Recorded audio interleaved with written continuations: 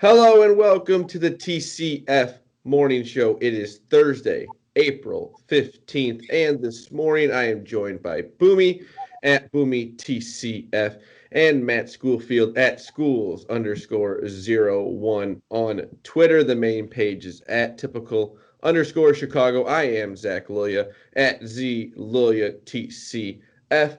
This morning, it's kind of a panic show for some of the sports in Chicago. The Cubs 5-7 lose to the Brewers 7-0.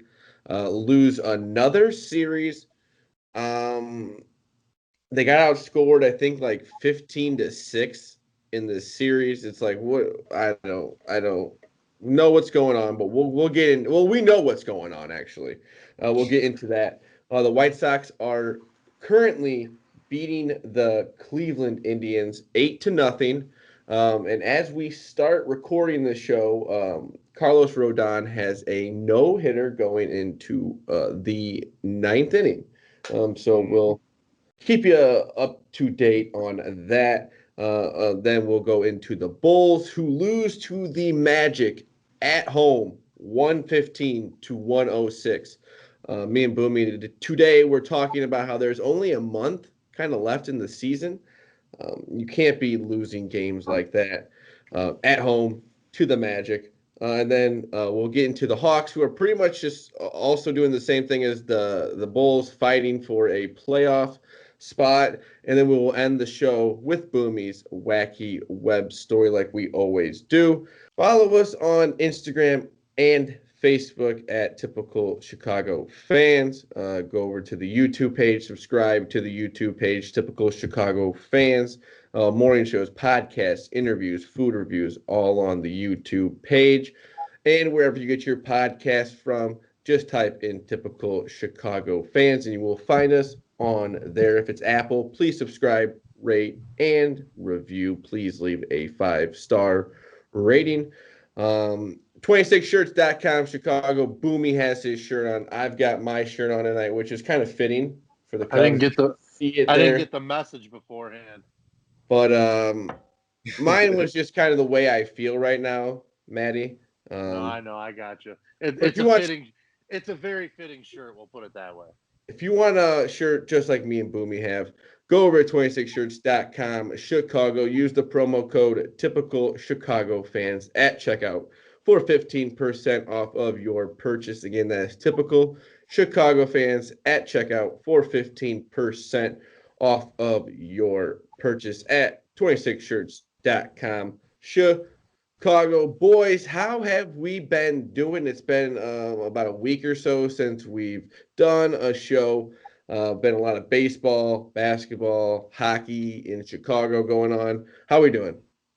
Well, life's pretty good, but being a sports fan kind of sucks right now, but we'll get deeper into that. But it's almost the weekend. I had a nice long break out of work, so I can't complain on that end. But watching Chicago sports right now is pretty painful. So take the good with the bad, I guess. Maddie is fully vaccinated. I am. So we are officially the whole everyone on TCF podcast. Yep, there we go. So yeah. But Maddie, other than that, how you been doing? Too? Oh yeah. Yep, me and Pigoy got ours the same day. Yeah. See, there we go. Yeah, no, all's good. No issues with my vaccine or any side effects. So I got nothing to complain about. It's hey, let's get back to where we can maybe have a good summer, start being around people, and doing a little bit more of what we used to do. We would love to get back to Wrigley Field. We don't know how much we want to actually watch the Chicago Cubs at for the right price at this point. Yeah, right. So let's get right into it. The Cubs starting off the season 5-7. They have now lost a series to the Pirates and the Brewers back to back. They got outscored like 15-6 in this series against the Brewers. They lose 7-0. I don't know what's going on with the lineup. I get they played late last night, but they have a day off today. Why was Contreras not playing? You want to win this series. You want to win a series. And we're going to go out there and lose like that? Like, that was bad. I think it's easy to understand Cubs fans' frustration because, in all actuality, the lineup on paper should be much, much, much better than it is. It's not like any of the huge offensive pieces are gone. Like, yeah, we could talk about Darvish, being traded and Lester not being around. But at the end of the day, this lineup is very, very similar, and they just stink. They can't hit. Javi Baez forgot how to hit a baseball. Barstool Carl he put a tweet out today that it just captioned numb. And I'll give you the three stats that the Cubs are in last place in baseball. On base percentage, 254. Slugging percentage, 307. Slugging 307. That's disgusting. And if you didn't think it could get worse, the Cubs batting average is 163. That's disturbing. The second worst is the Milwaukee Brewers, a team who scored 7 runs on them today, and it's 204. So no one's even in the hundreds except the Chicago Cubs. It's disgusting. Well, I think it was you, Boomy, who told me like the Cubs had the least amount of hits through like 10 games in MLB history. Any 10-game stretch in MLB history, not even just in the first 10 games of the year, in a 10-game stretch in MLB history. So, oh my God! I didn't realize that. If this was like the team they were toting out in 2012, I think I could maybe like understand. But this team still has Javi Baez, Wilson Contreras, Chris Bryant, Anthony Rizzo. I mean, they pick up Jock Peterson, who had a huge spring. Jason Hayward. The list goes on. Ian Happ. And they can't hit. None of them can hit. You've only played the Brewers and the Pirates. The Pirates may be the worst team in baseball, if not like the second. And they are 5-7. 4-7. Oh, they're 4-7? I thought I saw the standings. No, it's 5-7. Either way, the Pirates? No, the Cubs. Yeah. Oh, I got you. Yeah, they're literally tinkering around with some of the worst teams in baseball. Like they lost 2 or 3 at Pittsburgh to the Pirates. Honestly, like I don't know. I mean, we could talk extensions and everything, but like none of these guys deserve an extension right now. Not a single one. I think Chris Bryant's like the only one. Go hit 180 and then go test the market. See how Chris that Bryant works. Maybe hitting over 200 and maybe one other guy, but that's it. Yeah. It's so what frustrating. What are we doing here? It's going to be a very, very long season. And like it just makes it feel like 2016 was really, really far away. And close. Like, and I have one thing I need to say. Why did they take out Adbert Alzolay in the bases loaded? He got the out. Then they take him out. They sent him down today. Yeah, what was that? I don't know if he's hurt. That's what I was worried. Was it a roster manipulation move where they? Oh, that could be it. Might be they don't need him for 4 or 5 days, and then they can bring up an extra bat. Something like that. Yeah, Zach, you said it well last night when we were talking. That was a very Joe Madden-esque move. Yeah, we're in a season where whatever we're trying to compete. I guess we don't really know what's going on, but why don't you let him stay out there and see what happens? Instead, we take the bullpen and we give up 5-6 runs. Yeah. Why not let him try and get out of that? He pitched pretty well. He pitched pretty well. The problem too is they are getting probably above water, starting pitching from what they expect. Yeah. With Arrieta, he's looked okay, and I think Alzolay, like you said, has shown some talent. Mills still looks solid.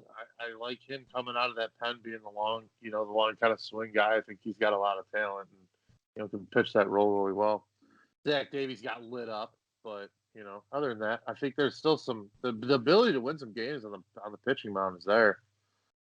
Can't hit. That's something none of us expected. We expected the pitching to be the bad part. Now we're talking about how bad the hitting statistics are.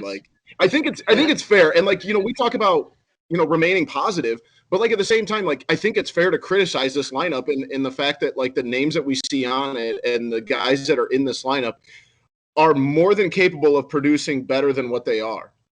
I think that's a fair criticism. I'm sorry, I'm watching the White Sox game right now, and they just had a very close play at first base with a no-hitter on the line. I thought he was safe. I think he's out. I think he's out. I think he got the corner of the bag. That's one of those. Just move on. It looks nothing. like Abreu's foot got it. You can't beat this play up. Just call him out. He was called out on the play. Am I wrong though, guys? Just it's 8-0. He's out. Let's move on. Move on. Yeah, don't Jim Joyce this. Let's move on. Yeah, they did call him out. Well, if it was for replay, though, Jim Joyce wouldn't have had that problem. You're right. But he also apologized too, right? Yeah, it's hard to apologize for ruining a perfect game, though. Well, I know. You don't perfect games. But I don't think Joe West would apologize.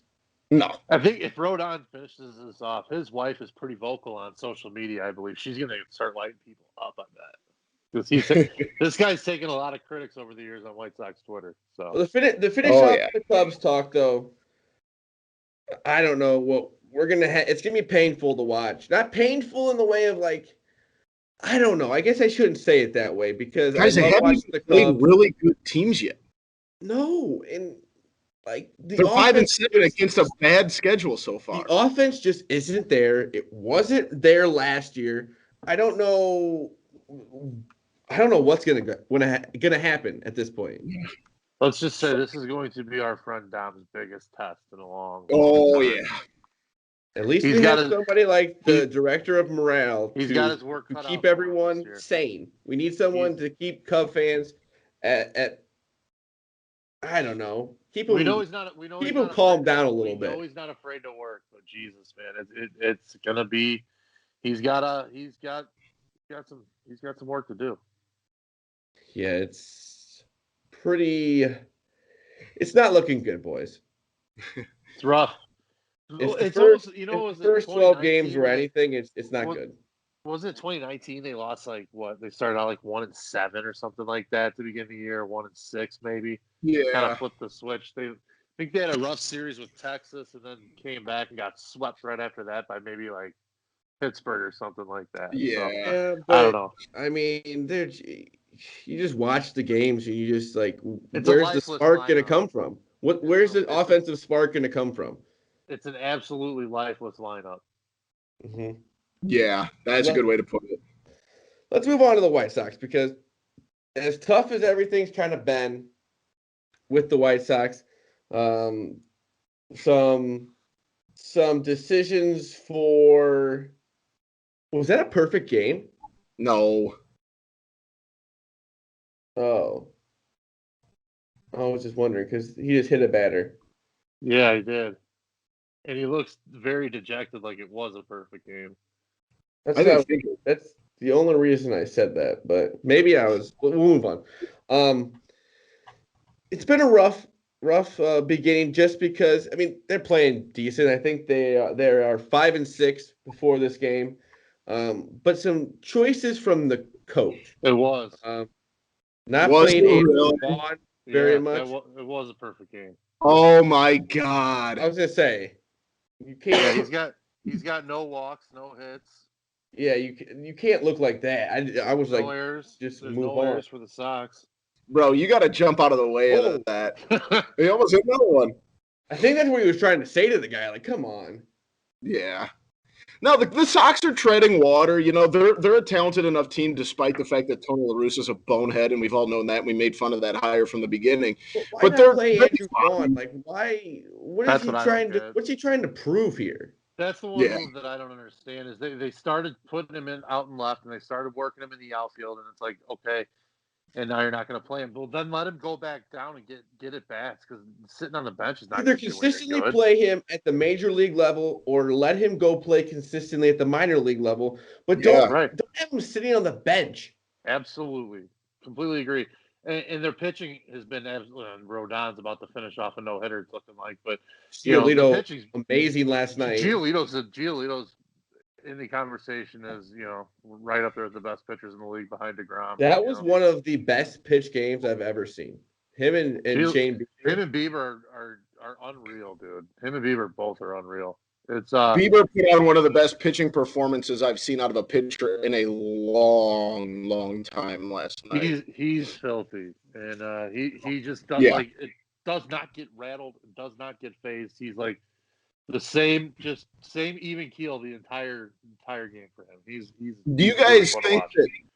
Do you think that maybe 5 and 6? I think the Sox are going to be fine. But do you Yes, think maybe a little yeah. bit of that comes down to them losing Eloy? Do you think there's a little bit of hangover from that after losing him for what's Well, probably going to be I mean, 90%? It's when you also have a funeral, baseball.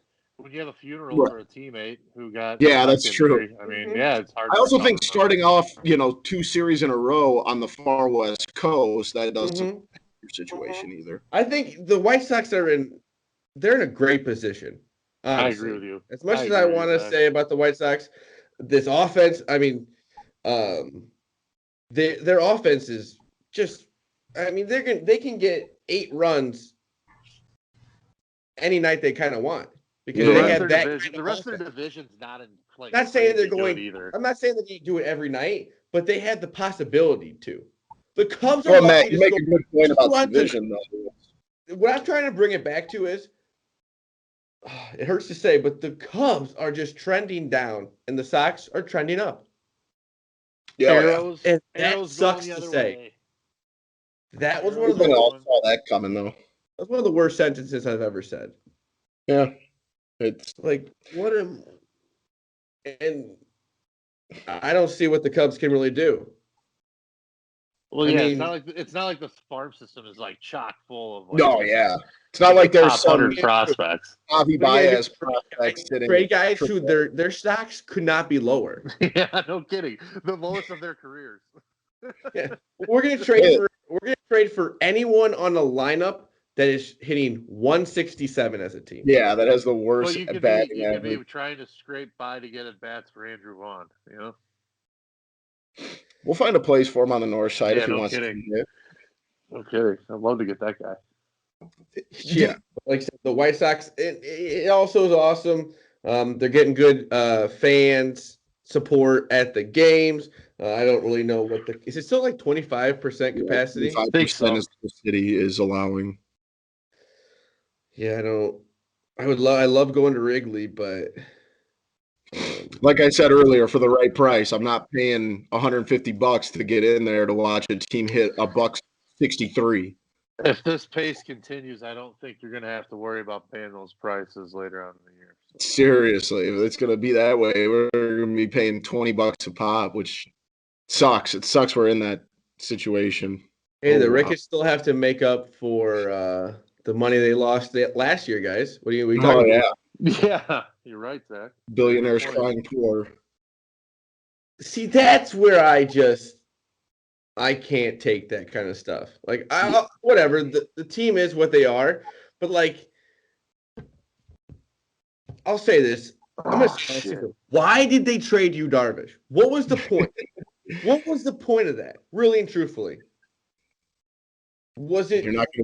So we're gonna get prospects for you, Darvish, like 18 and 19-year-old prospects. Yeah. Okay. There we go. I was kind of just wasting time. Carlos Rodon throws a no-hitter. I think it was like 114 pitches. Unfortunately, right around there, 115, 160, something like that. He hit a batter with 1 out in the 9th inning to take away the perfect game, but still a no-hitter. Awesome. This White Sox pitching rotation is awesome. I mean, hey, trivia question: who was the last White Sox to throw a perfect game? Mark Burley. Matt. Or was it Giolito? I don't think he threw a perfect game. Yeah, perfect game has to be Burley. Dude, wasn't it Phil Umber? Did he throw a perfect 2010? Game? I thought it was a no-hitter for him. Might be right. I'm going to have to look. I thought Humber threw a no-hitter, but I don't think – I very well could be wrong. All right, I'm going to have to look this up here real quick because I'm pretty sure – oh, man, that's going to drive – of course, I typed this in. Phil Umber threw a perfect game in 2012. Huh. All right. There's a name for you. Who knew? TCF trivia there from Yeah. Boomy. Boomy, let's get into the Bulls here. They also stink. They are what And is their that was record? talking Bulls. Yeah, seriously. The Bulls are currently sitting at 22 and 31, I believe. And last time I looked, they were 10th in the East. And then they go out tonight and they lose to the Magic at home. A Always team that's good to lose to a actively tanking trying team. to lose. They were 9.5-point favorites in this game. Always Garbage. good to lose to a tanking squad, boys. That's what you want to see. That's what you want to see from your young up and coming team that just traded for supposedly another second piece. This is From not that team, ideal. an all-star from that team. Then Wendell Carter comes into Chicago, beats the Bulls. Yeah. It was, Yeah, so and the Bulls were down the entire game. Mm-hmm. The entire game they were down, Mm-hmm. and it was what I think they were minus 450 money line pregame. The Bulls were like they were very very heavy faves, and that's just they got 59 out of Levine and Vucevic and scored 106 points. I don't think that's good. I don't think that I don't No, think that the would game's like go that. into the column of not good, Matt. I'm gonna But chalk that luckily up for as the not Bulls, ideal. I misspoke last week. The Bulls, there are 10 teams that make the playoffs this year. And as of now, like Zach said, the Bulls are the 10 seed. And what they're going to do is the 7, 8, 9, and 10 seed are going to play in like what they're calling a play-in tournament. So right now they're sitting at the 10 seed. They would hang on, I'm pulling it up. They would play the 7 seed, which is currently the Knicks. So as of now, they're in the playoffs, but they're only a game and a half ahead of the Raptors. Mm-hmm. And obviously, the Raptors have some weapons and some pieces. If the Bulls, That's why you can't lose a game like this. Yeah. I know it's a 10th seed, but with what this team did at the trade deadline, they went out and got Vucevic, and then they're losing games like this. You got to make the playoffs. Even 10 just in the teams last can make the week, playoffs. since we've talked, they lost a lead that they were a favorite in against the Timberwolves on Sunday night. They lose to Memphis, who I believe they were favorites in, and then they lose tonight to a very bad Orlando team. A tanking Orlando. It's just like they're doing the same Yes. thing they were doing before the All-Star break. No, this is called regression. This is bad. I mean, we talked, very early in the season how they were progressing. They take a step and then, maybe they take 2 steps and then 1 step back. But the fact that you're losing to bad teams. This is the definition of regression. And the way they're playing right now, they don't deserve to be in the playoffs. So they pick up 2 All-Stars, and obviously the rest of the team is contributing next to nothing. I mean, if tonight's any indication, this is, like I said, the definition of regression. So something's got to change if you want to. They don't deserve it right now. They got to change. No, but fortunately, we get to watch maybe a playoff. They're in the playoff hunt. Let's say that. Mm-hmm. They're on the graphics still. Something fun to watch. Maddie, how are the Hawks doing? Well, it's similar territory, although there's no play-in tournament for them. They're in the Centrals fighting for 2 other teams, I should say, 3 total teams fighting for 1 spot left in their division. The other 3 are locked up with Florida, Tampa, and Carolina all have spots pretty much sealed up, and I think Florida's got maybe 1 win to go before they lock up their spot. So it's leaving us with we're chasing Nashville, boys, and it's not looking ideal for the Hawks either. It's according to HockeyReference.com, the Hawks are at 23.4% for playoff probability, leaving Nashville at 60%. Dallas is at about 16.5 or so. But let me give you a little bit of positives here too. There's something to look just outside of those numbers. It's not all doom and gloom. The Hawks right now they've played 1 less game than Nashville, and they're 4 points behind. So assuming you get a win, next up is Detroit. You got 2 with Detroit. Hopefully you win your next game and you're back within 1 game and only 2 points down.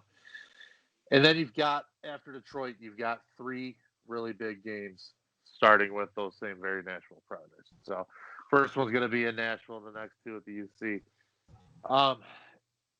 You really, the plan right now has got to be sweep Detroit, win the 2 against Detroit, and then you got to win the 3 against Nashville. It's just what you got to do. It's playoff hockey now. It's a team that's not as talented, I don't think, as the Hawks are at this point, but they're playing very, very well. Victor Arvidsson's kind of carrying the team offensively with Phil Forsberg, outstanding player for Nashville. He's hurt, so they're kind of scraping by. They're banged up really badly. But like I said, Arvidsson seems to always score against the Hawks, and he usually always seems to kill them. So it's a name to watch there. But like I said, got 2 coming up with Detroit, and those are must-win games. Those are games you can't lose, especially because you got Tampa. The Hawks have another 2 games with Florida. They got another 3 with Carolina, so they got playoff teams behind there too. Finish up with Dallas, and Nashville's also got 4 with Carolina. There's another playoff team, another 2 with Dallas, another 2 with Florida. So that's 6 playoff, games right there as well. Dallas still has an outside shot, and the Hawks play them twice as well. So once you hopefully get past Nashville, you got to keep on grinding and finish Dallas off too. So all of a sudden, that 23% though, if they can, like I said, they can take those 3 against Nashville, and all of a sudden you flipped it, and you're now sitting at about 80%, and Nashville's looking at about 20. Huge. And like Maddie said, the Blackhawks played the Red Wings tonight at 6:30 against like I said, the Red Wings in Detroit. Yep. These are all pretty much must-win games. Especially against teams that you're just definitely better than. There's no question. Yeah. No question about it. You got to beat the teams that you're better than right now. They definitely must pick up a point game. Like you can't be dropping. Yeah, I'll go there, I guess. But with Detroit, you got to beat them. I want to. Oh, yeah. You should be able to bury Detroit. They're bad. And then we'll go from there with Nashville. But I do like the Hawks' chances heads up against Nashville. I know they struggled with them a couple weeks ago when they played them in a little bit of a series, but they have more talent than them. Patrick Kane's going to be the best player on the ice in that series. And it's just, when you have the best player on the ice, you've got the advantage. They've got good defensemen. Roman Josi is an absolute stud. But they got to stay healthy, and if they can't stay healthy, that's just like everybody, Well, you losing a guy like Forsberg is not an easy to overcome. So like I said, hopefully the Hawks can get these 2 wins against the Red Wings, and then like Boomy said, it's a must get a point game. Right. Matt, quick hockey question: are the Buffalo Sabres one of the worst hockey teams we've seen in like the last 20 years? It is. It's basically the Chicago Bears is what they are. The organization is run like the Chicago Bears. It's just inept from top to bottom. And you get talent. You get a guy like Jack Eichel, and you can't make the playoffs. And he's out for the year, isn't he? He's out for the year, I think. Herniated neck disc or something? Yeah, and I think he'll be all right, it sounds like, long term. But you get a talent like that, and you cannot piss that away. And people had always talked for years about Patrick Kane, towards the end of his career, wanting to return home and play for the Sabres. He wants nothing to fucking do with that organization, dude. Stay away from that with a 10-foot pole. Not when he has the power he has with the Blackhawks, who are a top-flight organization, regardless of how they are in the league. And that it is paled in comparison to the way the Hawks are running. And we've got all the complaints in the world about Stan Bowman. But Matt, that one hurt. The comparison of the Bears, that hurt. That's what the Sabres are. Dude. I know. You're right. That's bad. You're right, but it's just. I'm just trying to put it in terms of people. If you don't pay attention to hockey, that's what the Sabres are. They're equivalent to the Chicago Bears. All the talent. You hear so much promise. You have that one flash in the pan good year, and all of a sudden, your hopes and dreams get dashed year in and year out. Your QB1 is Andy underachieving, and it's just, that would be a very depressing team to be a fan of too.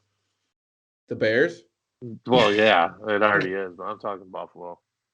Boomy, you got a wacky web story for us? I sure do, and I want all of our listeners in the London area to keep their ears and eyes open because one of the world's largest bunnies has been stolen from his yard in central England. Darius, a continental giant rabbit, disappeared from his enclosure in a backyard of the village of Stolton over the weekend. The West Mercia police force said this rabbit is, if you're looking for him, he's a gray brown, like I said, continental giant rabbit, and you can't miss him because he's 4 feet 3 inches long. All right. How does this rabbit just get for a 4-foot rabbit? Rabbit, or are they thinking that? All right, I think that's actually a kangaroo at that point. I don't think that's a rabbit. That's a kangaroo with deformed hips. I think that's all that is. But a couple he actually, wheels. He holds the Guinness World Record for the world's longest rabbit. Yeah, absolutely. So they are worried that he was stolen for breeding purposes. His owner has said, he's too old. Like a coyote? Yeah, exactly. Super animal? A donkey. They're going to create some sort of create a new fucking species? Yeah, exactly. What a hard word. Species. But if you keep an eye open and you see Darius, there is a reward of $2,748, 2,000 pounds. So keep your eyes open for Darius. And like I said, you can't miss him because he's almost 5 feet long. Wouldn't you think it'd be tough for that thing to get stolen? Yeah, you don't put him in a duffel bag. That's a 2-man operation. That's you don't just sling that thing over your shoulder. How much did he weigh, did it say? It said he only weighed like 25 pounds. Oh, okay. So long and skinny guy then, huh? Yeah, so it's like a long, skinny weasel that can run really fast. It's got to be the most awkward-looking animal on the planet. Yeah. I mean, he's a pretty cute bunny, a picture of him, but... Nah. 4 feet long rabbit. That's absurd. That doesn't sound like a real thing. No, that seems that's like. Are we sure it's not the Easter Bunny? It might be. It might be like a weird. That sounds like something you would see in Shrek. Yeah.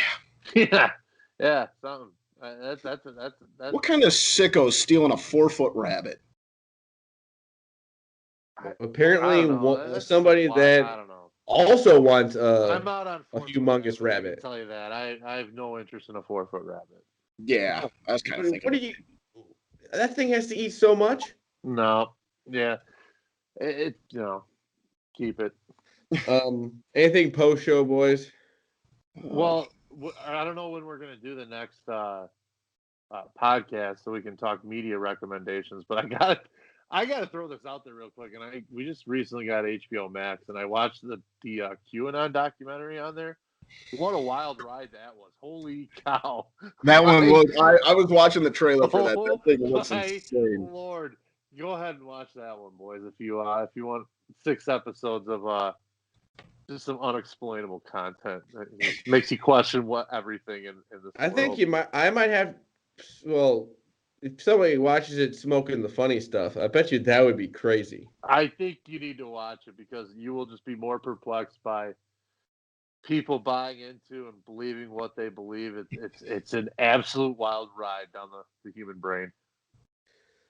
I don't know if my brain is ready for that. Zach, you might become a Q guy. I don't think there's a lot of them left anymore. We'll just put it that way. I think most of them have disappeared. Yeah. Well, thank you to Boomy at Boomy TCF and Matt Schoolfield at schools_01 for joining me this morning. I am Zach Lilia at Z Lilia. TCF, the main page is at typical_Chicago on Twitter, Instagram, Facebook. Type in Typical Chicago Fans. You will find us on there. Go over to the YouTube page, Typical Chicago Fans, and subscribe, please. Morning shows, podcasts, interviews, food reviews, all on there. Wherever you get your podcast from, type in Typical Chicago Fans. You will find us on there. If it's Apple, please subscribe, rate, and review. Leave that 5-star rating, please.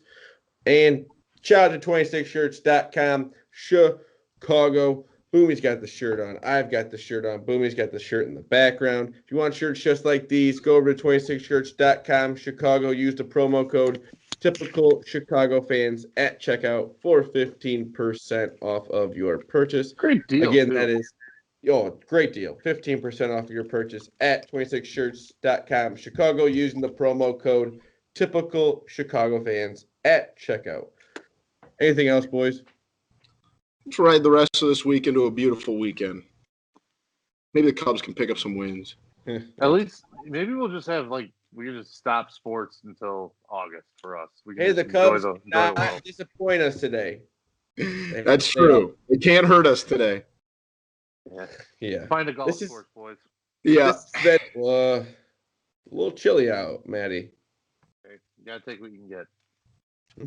This has been the TCF Morning Show, Thursday, April 15th.